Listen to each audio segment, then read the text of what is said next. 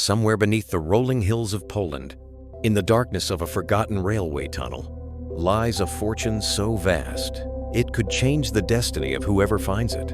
Gold bars, priceless art, jewels looted from across Europe, a treasure stolen in the bloodiest war in history, and then gone. This is the mystery of the Nazi gold train, a story of greed, of secrecy, and a 75-year-old question. If the train existed, where is it now?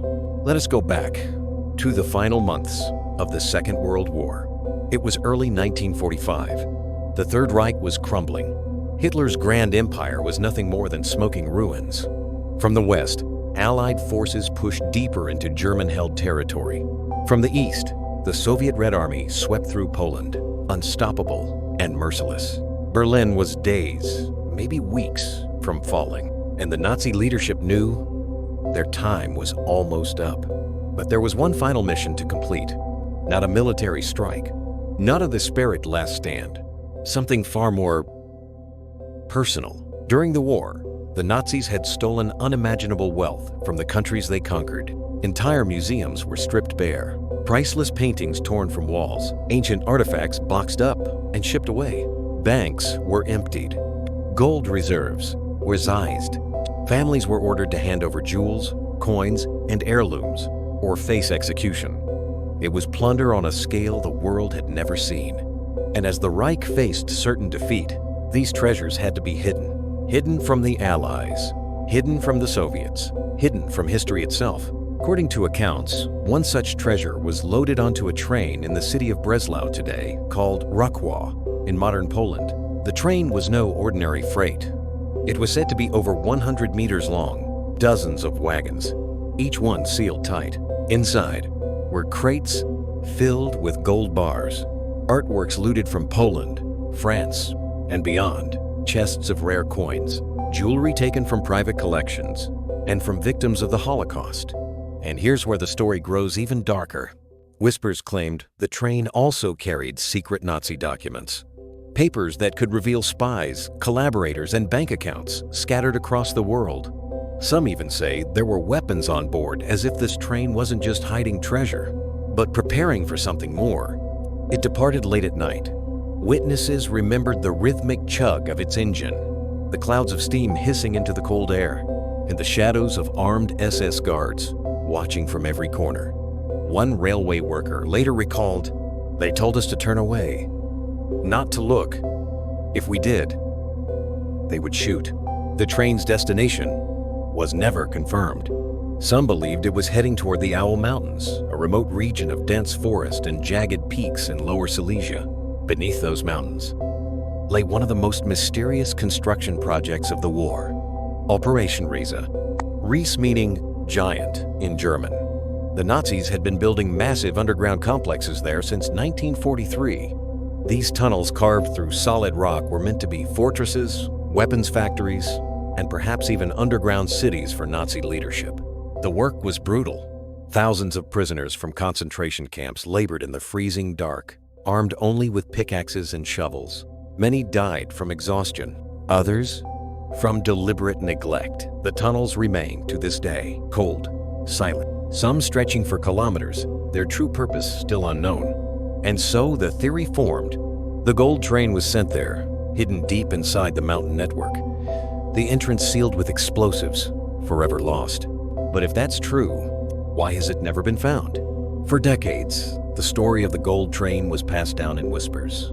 Rumors among locals, hints in dusty wartime documents, a fleeting mention in the memoir of a Soviet officer. Some dismissed it as nothing more than a wartime ghost story, but others kept searching. Then, in 2015, the mystery exploded back into the headlines. Two treasure hunters claimed they had found it. They said they used ground-penetrating radar near the town of Wałbrzych, and there, they saw it. A long, metallic shape buried deep underground. It matched the size of the rumored train almost exactly. The news spread worldwide. Could it be? Had the Nazi gold train finally been found?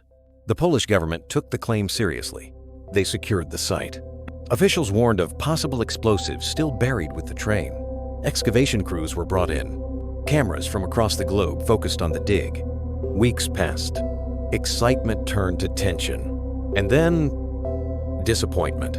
When the digging was complete, there was nothing. No gold, no train, just soil and rocks. The official explanation? The radar readings were misinterpreted. But not everyone was convinced. Some said the treasure hunters were part of a hoax. Others believed the authorities had found something, but removed it in secret before the world could see. The truth remains buried, somewhere between fact and legend. And so the theories continue. One says the Soviets found the train in 1945 and quietly took its contents back to Moscow. Another claims the SS destroyed the train, collapsing a tunnel over it, so it would never be captured. There's even a belief that the train was driven into a flooded shaft, now lying under meters of water in an abandoned mine. And then, the most chilling theory of all, that the train never existed, that it was nothing more than a desperate rumor born in the chaos of war, a story that grew with each retelling. But here is the part no theory can erase. The eyewitnesses, railway workers who remembered the night the SS sealed the wagons, villagers who saw the armed convoy guarding the tracks, a former German soldier who claimed, "I saw it disappear into the tunnel, and I never saw it come out." Could they all be wrong? Could they all be lying?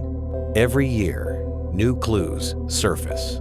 An old wartime map found in an attic, a coded message from a German officer's diary, metal detectors picking up something deep in the forests of Lower Silesia, and every time, hope returns. Maybe this time, the mystery will be solved. So, where is the Nazi gold train? Perhaps it lies under the mountains, untouched since the day it was hidden. Perhaps it rests at the bottom of a flooded shaft, the gold glinting in the dark. Or perhaps it was found long ago, and its riches now sit in the vaults of a government that will never admit it.